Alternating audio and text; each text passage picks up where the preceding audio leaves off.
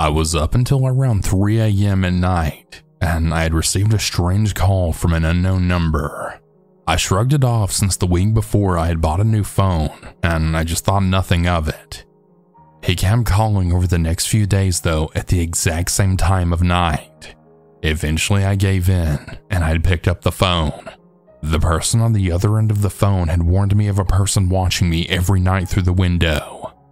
I didn't recognize the voice of the caller, and even if it was somebody I knew messing with me, I was way too tired to recognize their voice, therefore leading to me just shrugging it off since I didn't actually believe there was somebody watching me. A couple of days later, after returning home from work, I had saw a black van parked in a very strange spot not too far away from where I live. The reason I thought it was weird though was because anybody who looked through the windows of the van could possibly peer into my bathroom without me even noticing. At the time, I thought nothing of it since again, I was way too tired to actually care. 2 nights later though, I received a phone call, and the person on the other end then said, "The very memory of my face will cause a manifestation of my being in the future. You will be asleep in bed, and I'll be there watching over you. When you wake up, you will not be able to move any part of your body. When the doctors eventually find you, they will not see me, but you will, and I'll see you too. Forever I'll see you." After that very strange call, I decided to go to the police and ask them if they knew anything about strange calls around town. The police said nobody but me had reported strange calls from an unknown number. After that, I decided to move out, as I didn't want to risk my own life at that point. Whether it was a prank call or not, I just didn't want to risk it.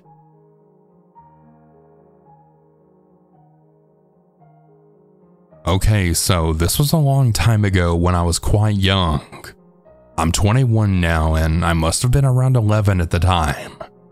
This event that took place was so traumatizing that I actually thought it was a nightmare that I had as a kid until I recently found out that it actually happened. My mom had told me a bit more details on this story, and I thought it would be a cool one to share. So here goes. This took place about 10 years ago in the UK. One of my older cousins, I'll call him James for privacy reasons, had just passed his driving test, so he was maybe about 18 at the time.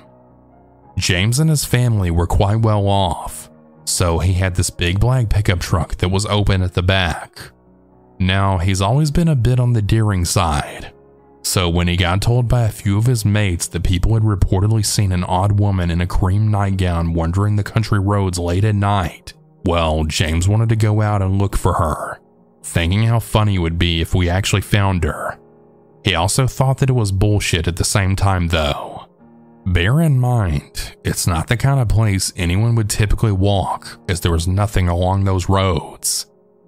I mean, no pathways, no houses, no barns, nothing. Just empty country lanes surrounded by trees, fields, and bushes. There was nada for miles. Now, this woman was said to be walking along these empty roads, and she was all by herself, not even walking a dog or anything like that, just alone late at night. So anyways, James said he was going to go look for her, and he asked who wanted to come. So me being stupid and thinking I was tough, I said yeah. So did one of my other cousins. We'll call her Sarah. She was about 6 months older than me, so we were pretty similar in age. My mom didn't like the thought of me going, so she came too. She's very young at heart as well, so she was down for anything. So anyways, all 4 of us piled into James' pickup, him driving, my mom riding shotgun, with Sarah and I sat in the open part at the back of the pickup. I'd say we were out on the back roads for about 30 minutes before we came to the road that she was meant to be on. All of a sudden, we heard James shouting. Now, I can't remember what he said, but I'd imagine it had something to do with the woman, as we did end up finding her. Sarah and I stayed really quiet while James drove past and stopped the truck. The woman almost looked drunk. She was messy and dirty, and she was walking weirdly. James and my mom were looking at the windows, whispering to one another, probably thinking, what the hell is this woman doing out here at this time? Now, Sarah and I are still kind of hidden, peeking over looking at this woman staggering towards us, when out of nowhere she starts sprinting towards the truck. Sarah and I start screaming, shouting, and then crying out of pure terror. James then floors it down the road to get us out of there. All four of us were in complete shock, and I didn't say anything on the way back. I don't really remember much after that, and I never really found out what happened to that woman. I haven't seen James in a very long time, but I probably will soon, so I'm going to ask him about it, as I'm sure he'll know, so I'll be able to give you an update and probably more details. But yeah, I really dread to think about what would have happened if she had actually caught up to the truck.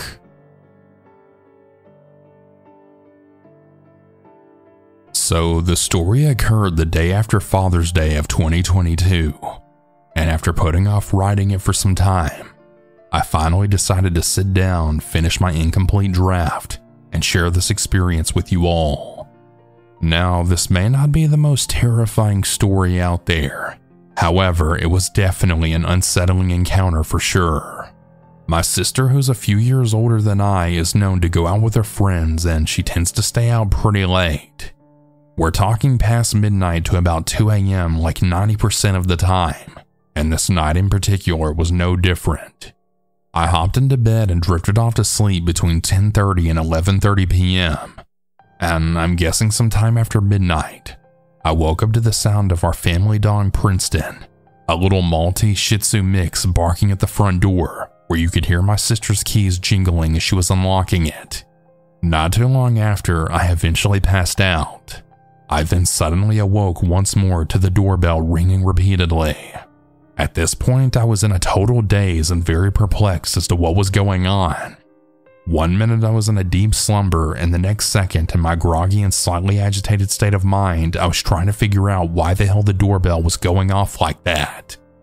For a moment, my brain dismissed it to my sister coming home and just forgetting her keys. But wait, she was already home by now, and I had heard her come in through the door a while ago. Okay, so then who was actually at the door at 3 a.m.? After it kept going for another minute or so, I had heard my mom storming down the hall with our anxious dog scrambling to get to the door.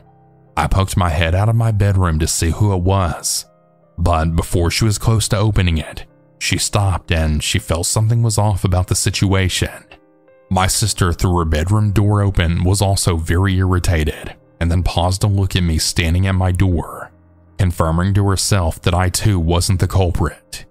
Mind you, all of our bedrooms are upstairs, and so are the speakers for the doorbell. It literally comes from the hallway, so you absolutely can't miss it. She asked who was at the door, to which my mom just responded back with, "I don't know." She then scooped up our dog and then quietly ran back down the hall to the master bedroom where the windows face the front of the house. She was checking to see if it was my dad, who may have forgotten something, and then turned back around to grab it. He just left for work, but his car wasn't in sight. Footsteps could be heard running up and down the stairs that led up to a tiny porch where the front door is located at. So picture this. You hear frantic ringing of the doorbell, no knocking or pounding at the actual door, a few pauses and more ringing, and then a few more pauses. Then you hear someone running down the stairs, a pause, footsteps running back up the stairs, and it's just this cycle for about 5 to 10 minutes straight. Pretty weird, right? I was instructed to bring myself and my senior cat Shushu in the front room where my mom and sister were huddled at, still trying to figure out what the hell was going on. Don't worry, my sister still called 911 to report what was happening. They were also on the phone with my dad, who had full view and access to the security cameras at our house. He told us that there was an Asian female outside running up our steps to peer at our doorbell, to perhaps check if we had one of those Ring doorbells with a camera embedded into it, which we actually don't have. But then she rang our doorbell frantically as if she needed help. But the thing is, we weren't aware until my dad pointed out in the footage that he showed us was this woman laying flat out on our front porch as if she was waiting for someone to open up. Perhaps to truly appear as though she needed assistance and wasn't feeling well, or maybe she was readying for a possible attack. Then she ran down our stairs to then come right back up to it to do it again. I know, really odd. At first, we weren't really sure if she actually needed help, but after viewing the cameras, it was clearly obvious she didn't and had other intentions in mind. I mean, our neighborhood is fairly safe, and nothing like that had ever occurred as far as we were all aware. And the fact that she didn't go out of her way to also knock or pound at the door, or even yell out an urgency or go to a neighboring house for help was very off, at least to me. You could see her holding her phone too, and funny enough, my dad had just pulled out of the driveway to head off to work and saw a suspicious figure dressed in all black walking from a dark corner of the street towards our home. In my dad's proper fashion, he turned right back around and kept pulling in and reversing out of our driveway in his fatherly attempt to scare off this strange woman. I suppose that he didn't want to risk confronting her himself since he didn't know what possible weapon she could have had on hand. So thanks, Dad. For some reason that I'm still not sure of to this day is that out of all the houses in my neighborhood, we were targeted. Eventually though, she did fortunately give up and then walk away. But my mom made sure to watch her through the windows in the house to see where she went. And lo and behold, from our back sliding glass door, my mom could spot her getting into a car that was waiting in the shadows where there was no street lights. And there was also someone who was already in the vehicle who was most likely the getaway driver. Then they drove off with our possible crook that we almost had a close call with. I don't know what they had planned, but thank God it didn't work out.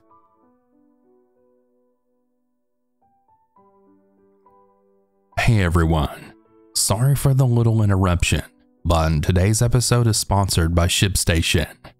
Much like producing content like I'm doing on this channel right now and on my podcast, it can take a lot of time and effort. So if you run your own business from home like e-commerce, or maybe you have your own shop on Etsy or Instagram, you can probably relate to that. That's where ShipStation comes in. They can really help you optimize your workflow and help reduce costs as well for your business. I've also got a few close friends who use ShipStation for their businesses, and I've heard nothing but great things, such as an easy-to-use dashboard to help automate all their shipping tasks, and much more. You can even save thousands on shipping costs, with discounts up to 89% off UPS, DHL Express, and USPS rates. Go to ShipStation.com and use code Cannibal to sign up for your free 60-day trial. That's ShipStation.com, code Cannibal. The story takes place a week before Halloween 2022. My group of friends at the time were really into the whole party scene, so I of course joined them whenever someone was throwing. The week before Halloween, my friend was hosting a Halloween party at an Airbnb that she had rented with the other hosts. Since my friend group and host friend knew each other, it was pretty easy for all 8 of us to get on the list of this exclusive party. Here's some background on where the house party was. Now, I live in Colorado, and if you're from here, you might know that Aurora is more on the high crime rate side. The house was the only house at the end of a cul-de-sac, with a huge wooden gate surrounding the whole place, meaning there was only one way in, one way out. The house has the whole front side of the house covered in windows. Anyway, with that out of the way, it's time to get down to what happened. We drove around the party around 10 after the pregame, and when we arrived, we parked right in front of the house. Everything was normal. Everyone was dancing, taking shots, and just getting loose. At about 1 a.m., I had the urge to use the restroom, so I tapped on the shoulder of one of my 8 friends I was around, and I asked him to accompany me to the restroom. We agreed, and we both went to the other end of the house to get in line for the bathroom. When it was our turn to use the restroom, my friend said that he really needed to go. Seeing as I wasn't in an urgent state, I let him go first. About a minute or 2 into him being in the bathroom, I was shaken out of my slight haze when I heard the haunting sounds of loud gunshots, followed with screams coming from the front end of the house. I banged on the bathroom door trying to urgently get my friend to come out so we could leave together, but he never opened the door. I felt as if time was running out as I had heard the gunshots get closer and closer behind me. I then made the decision to bring everyone who was in line behind me with me into a room to the right of the bathroom.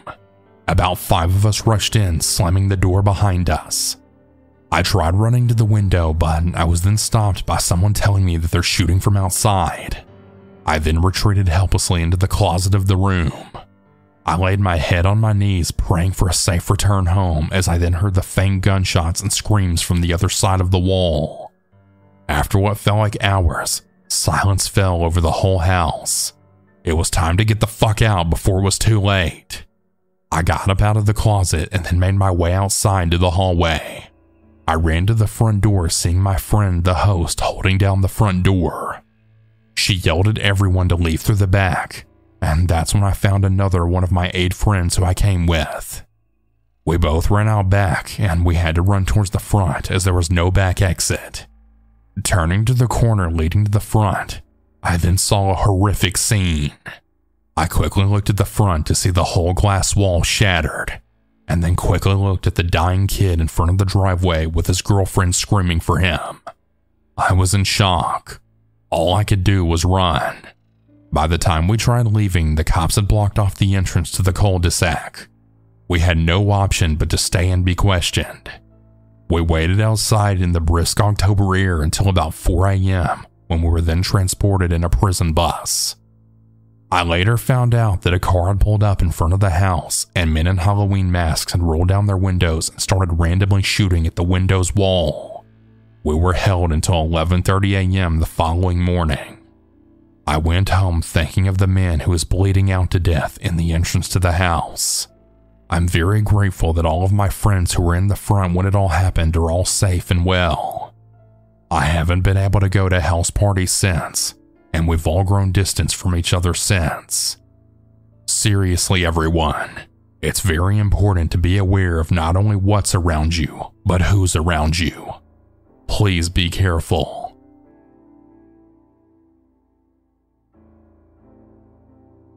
So this just happened to me today. I'm submitting this story while it's still fresh in my mind and before I get too busy to do so. So this is more of a creepy, unexplainable story than anything else. This happened this morning around 6:30 a.m.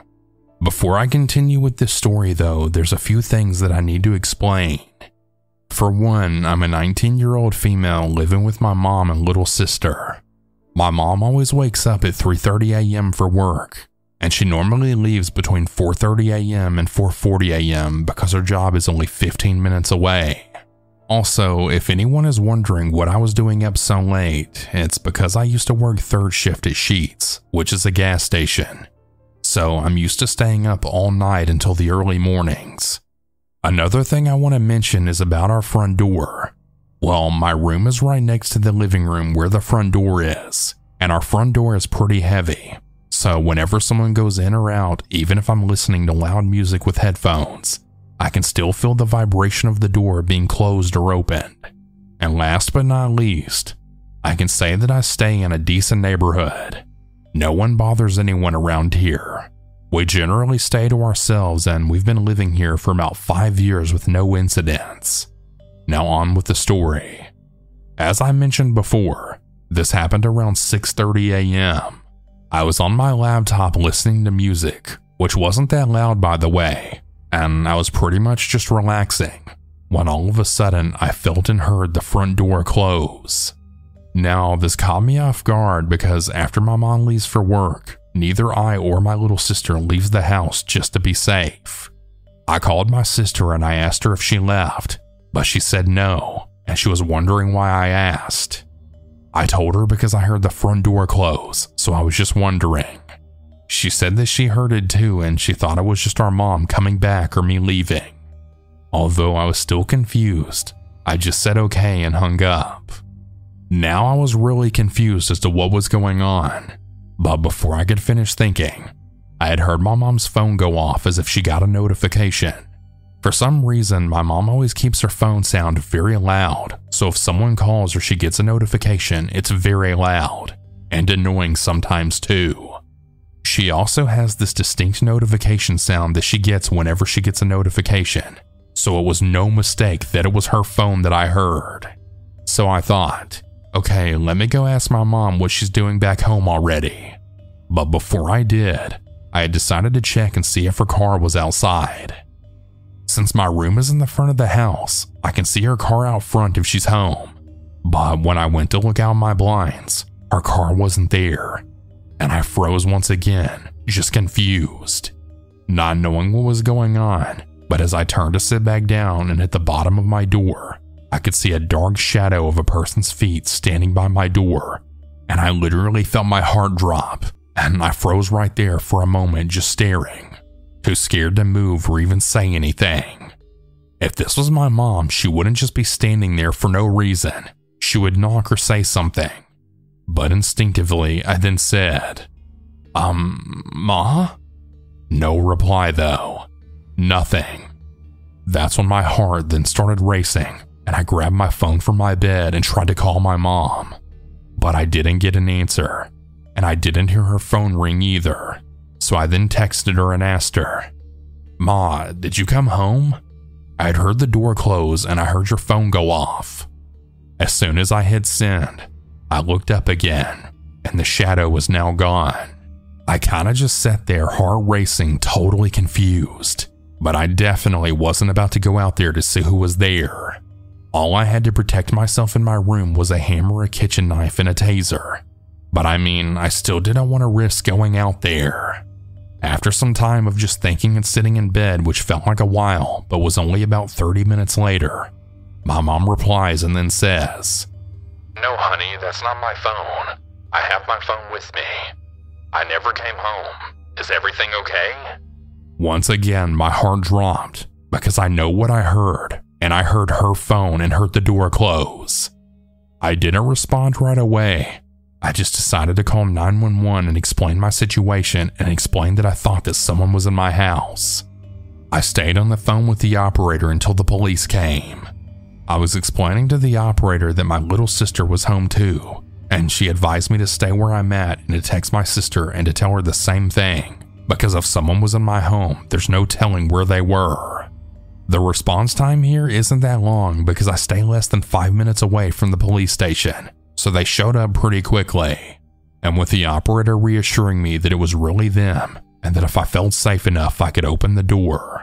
And with that, I grabbed my kitchen knife and then slowly walked to my door, quietly unlocking it and opening it. Once I opened it, they then came in and I explained the situation to them as well. They checked my mom's room, reassuring me that no one was there and that my back and side door was locked, so were all my windows. They also said that it didn't look like there was any sign of forced entry whatsoever.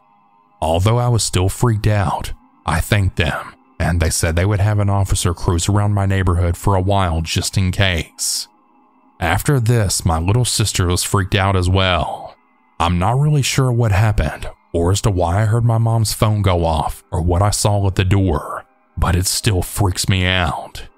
Could my mom have accidentally left the door unlocked and someone just walked in? And if so, how did they leave? Did they lock the door behind them when they left? And why didn't I hear their footsteps? I'm still left with no answers. And if it wasn't for my sister also telling me she heard the front door close, I would honestly think that maybe I was just imagining this whole situation. Anyways, thanks for listening, and I really hope everyone stays safe out there. Hey everyone, that's about it for today's stories. If you have your own story that you would like to send, you can send it in at southerncannibal.com, or you can email it at southerncannibal.stories@gmail.com. I look forward to telling your story. Have a good night or good day, everyone. And remember to always stay